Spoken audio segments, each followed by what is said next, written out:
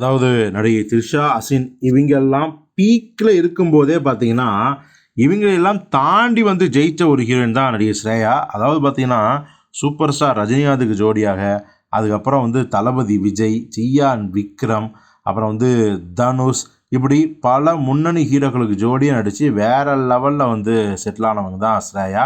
அவங்களுக்குன்னு பார்த்தீங்கன்னா ஒரு மிகப்பெரிய ரசிகர் பட்டாளமே இருக்குது. குறிப்பாக அவங்கக்கிட்ட என்ன ஒரு பெரிய ப்ளஸ் அப்படின்னு பார்த்தா அவங்களோட டான்ஸு. அதாவது டான்ஸில் அவங்கள அடிச்சிக்கவே முடியாது. கிட்டத்தட்ட சிம்ரன் எப்படி டான்ஸில் வந்து ஒரு மிகப்பெரிய உச்சம் தட்டாங்களோ அது மாதிரி தான் ஸ்ரேயாவும். சாதாரண விஷயமே கிடையாது அவங்களோட டான்ஸை வந்து பார்த்திங்கன்னா காம்பீட் பண்ணுறது. ஸோ அப்படியெல்லாம் வந்து பர்ஃபார்மன்ஸ்லையும் டான்ஸ்லையும் பிச்சு பின்னி எடுத்து உதருவாங்க ஸ்ரேயா அவர்கள். இப்போது திருமணமாகி செட்டில் ஆகி மீண்டும் நடிக்க வந்துட்டாங்க. நமக்கே தெரியும் இப்போது தொடர்ந்து நிறைய படங்களை கமிட் ஆகிட்டு இருக்காங்க.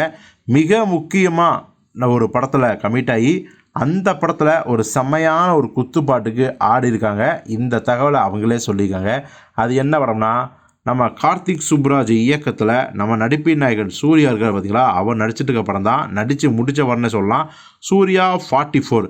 இப்போது இந்த படத்தோட மிக முக்கியமான ஒரு கேரக்டரில் ஸ்ரேயா நடிக்கிறாங்க. இதில் வந்து பார்த்திங்கன்னா ஒரு மிக முக்கியமான ஒரு குத்துப்பாட்டுக்கு அவங்க டான்ஸ் ஆடிக்காங்க. அதுவும் சாதாரண குத்துப்பாட்டு கிடையாது. வேறு லெவலில் புஷ்பாவுக்கு எப்படி இருந்துச்சு, ஊ சொல்கிறியா ஊ சொல்கிறியா அந்த ரேஞ்சில் இருக்கும் இந்த சாங்கு அப்படிங்கிறாங்க. ஸோ சூர்யாவுக்கு வந்து பார்த்திங்கன்னா ஆரம்பத்தில் அவங்க வந்து எந்த ஒரு படத்துலையும் இது வரைக்கும் ஜோடி சேர்ந்து நடிக்கவே இல்லை. பட் இந்த படத்தில் சூர்யா கூட டான்ஸ் ஆடுற மாதிரியான காட்சிகளை வந்து எடுத்திருக்காங்க. அதுவும் பார்த்திங்கன்னா இந்த படத்தில் வந்து ஏற்கனவே ஹீரோயின் பூஜா ஹெக்டே இருக்காங்க.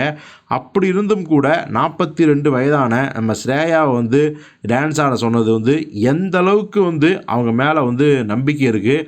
அவங்களோட ஃபேன்ஸு இப்போவும் ஸ்ரேயாவோட டான்ஸுக்காக வெயிட் பண்ணிட்டுருக்காங்க அப்படிங்கிற ஒரு புரிதல் இருக்குது அப்படிங்கிறத நம்ம காட்ட முடியுது. ஸோ பொறுத்து பார்ப்போம் ஸ்ரேயா, சூர்யா இந்த இருவரும்.